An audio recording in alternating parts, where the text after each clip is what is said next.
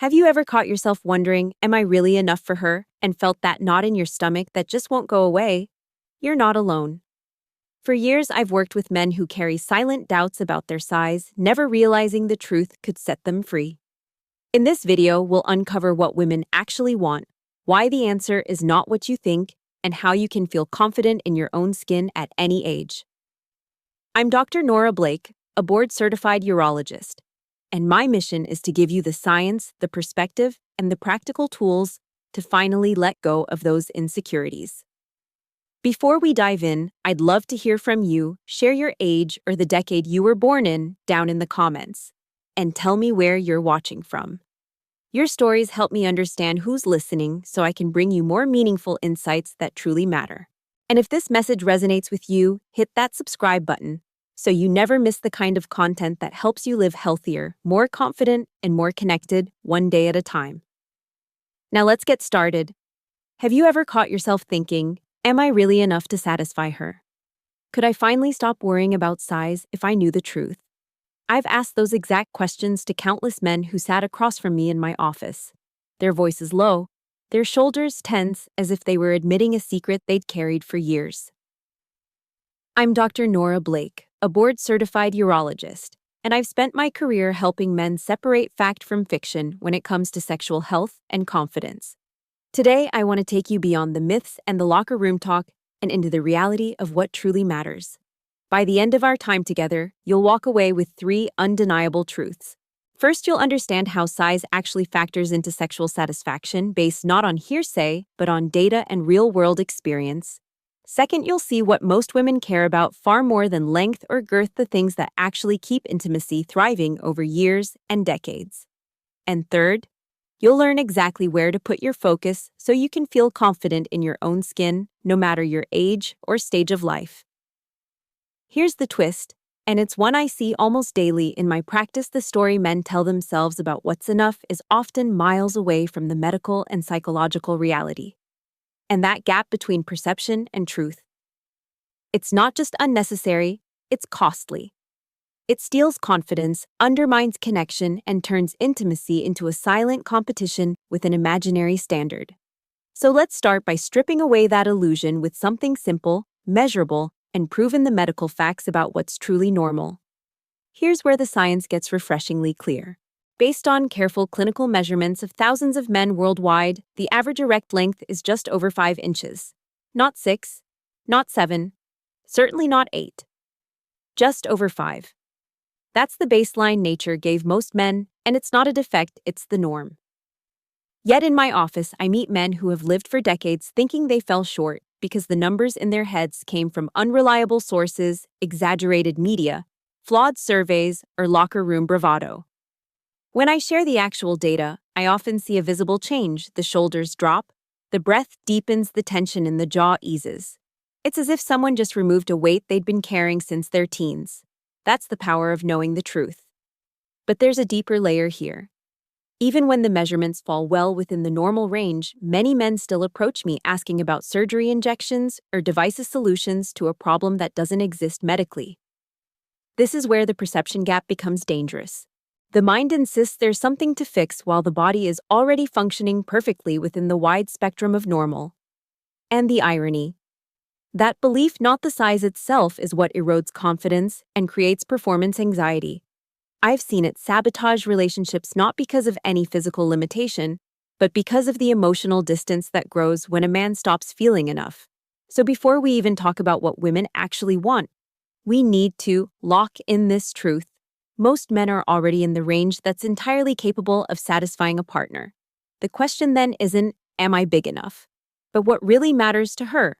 That's where the conversation gets even more surprising. So let's answer the question that's been hanging in the air. If most men fall within the normal range, what do women actually want? One of the most eye-opening studies I've come across took a refreshingly hands-on approach, literally. Instead of asking women to imagine or recall different sizes, researchers created life-size 3D models that could be seen and felt. This eliminated guesswork and made the results far more reliable. When asked to choose the ideal size for a long-term partner, the average choice was around 6.3 inches in length.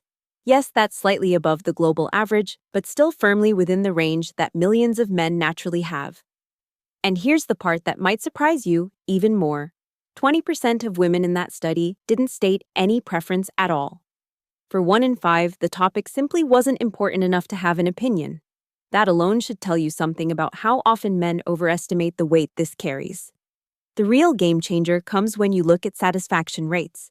When women were surveyed about their actual partners, a remarkable 85% said they were satisfied with their partner's size. Now compare that to the men's side of the equation only. 55% of men said they were satisfied with their own bodies. That's a staggering 30-point gap in perception. In other words, the overwhelming majority of women are content while a huge number of men are quietly worrying they're falling short. This disconnect isn't just academic, it plays out in relationships every single day. Men who feel inadequate often hold back from intimacy, misreading their partner's signals and assuming dissatisfaction where none exists. The truth is, bigger isn't an automatic ticket to better, and in many cases the fixation on size becomes the real barrier to connection. But to really put these fears in perspective, we need to define where the medical red line is when size actually becomes a clinical concern. Here's where the science draws a clear boundary. In urology, there's only one size-related condition that's considered a true medical diagnosis: micropenis. It's defined as an erect length of less than 3 inches, and it affects fewer than 1% of the male population. That's it. Outside of that extremely rare scenario, most men fall into a range that's considered completely normal from a medical standpoint, whether they're on the smaller or larger side of average. Now let's talk about compatibility, because biology has its own rules here. The female body is remarkably adaptable, and in the vast majority of cases, partners fit together just fine. But there are limits at both ends of the spectrum. While a penis that's significantly smaller than average within the normal range rarely causes problems, being substantially larger than average can actually create real challenges. I've had women tell me they've experienced discomfort, pain, or difficulty enjoying intimacy with partners who were exceptionally large. It's not a criticism, it's simply a matter of anatomy. The vaginal canal can accommodate a range, but pushing beyond that range doesn't enhance pleasure. In fact, it can diminish it. This flips the common male fantasy on its head. The bigger is always better narrative is not just flawed, it can be harmful physically and emotionally. In reality, issues related to being too large occur more frequently in my practice than true cases of being too small within the normal range. The human body is built for compatibility, and when that natural fit is respected, intimacy flows more easily. So if size is rarely the deciding factor, what is? That's where our conversation turns next, toward the qualities and behaviors that consistently create satisfaction, connection, and lasting desire. At this point, it's time to shift the spotlight away from the body itself and onto the relationship, because intimacy isn't a solo performance, it's a collaboration. The couples I see who report the deepest, most consistent satisfaction aren't the ones with perfect physiques or textbook proportions. They're the ones who talk openly and honestly about what they like, what they need, and what they'd like to try. They discuss boundaries, pace, and comfort not once in passing, but as an ongoing dialogue that evolves as their relationship does. When a woman feels truly desired, listened to, and prioritized, her level of satisfaction often skyrockets regardless of any physical statistics. This is the part many men underestimate, that emotional presence, the feeling of being seen and cared for, has more impact than an inch here or there. Yet performance anxiety can break that connection in an instant. I've watched it happen. Men become so consumed by the idea of getting it right that they stop noticing what their partner actually wants in that moment. They focus on technique instead of connection, on checking boxes instead of reading signals. And in doing so, they miss the very cues that would have guided them to success. It's not about abandoning skill or effort. It's about channeling that effort into being fully present, listening to her breath, noticing her reactions, adjusting in real time. When you do that, intimacy stops being something you perform and becomes something you share. And when that happens, satisfaction flows naturally. Still, even the best communicators notice that their approach evolves over time. Which brings us to an often overlooked truth: as we age, the definition of satisfaction changes, and often for the better. After decades of sitting with couples, I can tell you that some of the most fulfilled relationships belong to people who have been together for 20, 30, even 50 years. And it's not despite their age, it's because of what they've learned along the way. Aging changes our bodies, hormone levels shift, response times slow, and what once happened effortlessly may now take more patience and creativity. But those changes can be an invitation, not a setback. They encourage partners to slow down, to explore, and to focus on depth instead of speed. Over time, many couples naturally redefine their goals for intimacy. They begin to prize the quality of the connection over the number of encounters. A lingering touch, shared laughter, or an unhurried evening together can feel more satisfying than chasing some external benchmark. The tenderness, meaning, and mutual care often outweigh the physical intensity. And part of that comes from shedding the illusions we've been fed for decades, those scripted scenes in movies, glossy magazine spreads, or online fantasies that have little to do with the lived reality of long-term love. In fact, I've had patients tell me that their most unforgettable moments of closeness happened well into their 70s or even 80s, precisely because they stopped measuring themselves against impossible standards. They no longer cared about impressing anyone. They cared about connecting with the one person who mattered most. That liberation opens doors to experiences they never thought possible earlier in life. And when you realize that satisfaction at its highest level is about being known, valued, and loved, not about matching a fictional ideal, you unlock a far more sustainable and rewarding way to approach intimacy. Which is why, now that we've reframed what truly matters, it's time to move from awareness into action. In the next part, I'll give you a set of practical, proven strategies you can start using immediately to strengthen your confidence, deepen your connection, and ensure your intimate life keeps getting better with time. Confidence is contagious. The energy you bring into an intimate moment has a way of shaping the entire experience, not just for you, but for your partner. When you approach intimacy with warmth, enthusiasm, and presence, you create a space where both of you can relax and enjoy each other without the heavy weight of self-criticism. I've seen men transform their relationships simply by deciding not to withdraw out of insecurity. A passionate, attentive presence will always outshine any so-called perfect measurement. That presence is fueled by communication, not the one-time awkward talk, but an ongoing, comfortable exchange. Ask open-ended questions, update each other's preferences, and build a shared language that makes expressing needs effortless. What feels good for you lately, or is there something new you'd like to try? Are small questions that carry big impact. This dialogue not only keeps intimacy fresh, but also reinforces trust. Your overall health is another cornerstone. The way you move, eat, rest, and manage stress directly affects sexual function and the ability to be fully present. Regular exercise boosts circulation and stamina. Balanced nutrition and quality sleep fuel your mood and energy.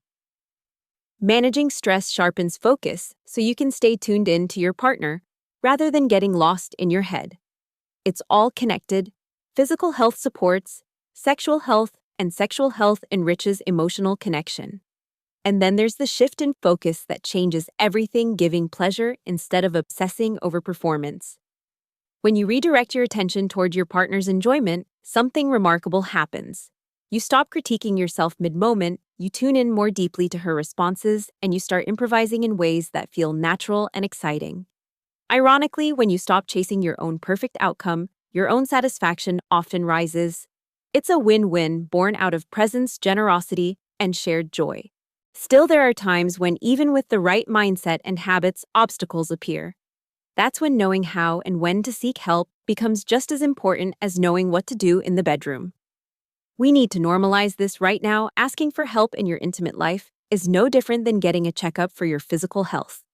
If you're experiencing changes in function, difficulty achieving or maintaining erections, reduced sensation, pain during intimacy, or other noticeable physical symptoms, those are valid reasons to see a healthcare provider. Many of these issues have straightforward, effective treatments, and the sooner they're addressed, the sooner you can return to enjoying your relationship without that shadow of worry. Support isn't just about the body, it's about the mind and the bond between partners. If anxiety about performance is creeping into your thoughts, or if communication has started to break down, a counselor, especially one specializing in intimacy or couples therapy, can make a huge difference. Individual sessions can help you address your own concerns, while couples counseling can restore emotional closeness, repair misunderstandings, and rebuild trust. What I want to stress is that reaching out isn't a sign of weakness. In fact, it's one of the clearest signs of responsibility and love. It says, I care enough about this relationship to do something about the problem instead of letting it fester.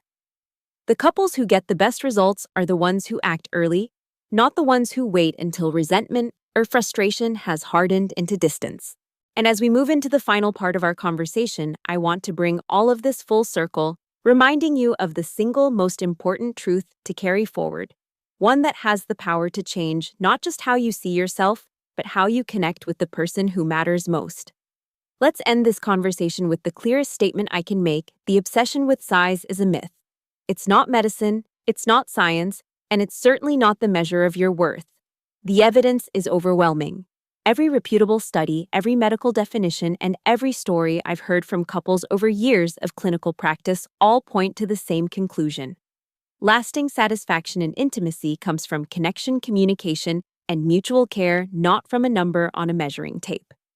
Your partner didn't choose you because of a statistic. She chose you for the way you make her feel, the way you show up, the way you listen, and the way you love her. Those are the qualities that keep a relationship strong over decades. When you remember that, you stop chasing an illusion and start investing in the things that actually matter, the very things you already have the capacity to give. And here's the twist: most men never see coming. The goal isn't perfection, it's connection. You already have every tool you need to create it, regardless of your age, your measurements, or your past experiences. The more you focus on being present, attentive, and caring, the more satisfying your intimate life will become for both of you. So I'm asking you to share this message. There are too many good men out there quietly burdened by insecurities that have no basis in reality. Pass it on so we can start replacing shame with confidence and doubt with understanding. Take care of your health, nurture your communication, and keep showing up fully for the person you love. This conversation doesn't have to end here. There are so many more ways we can explore how to strengthen your intimacy, boost your sexual health, and deepen your connection. But for now, carry this truth with you: you are already enough.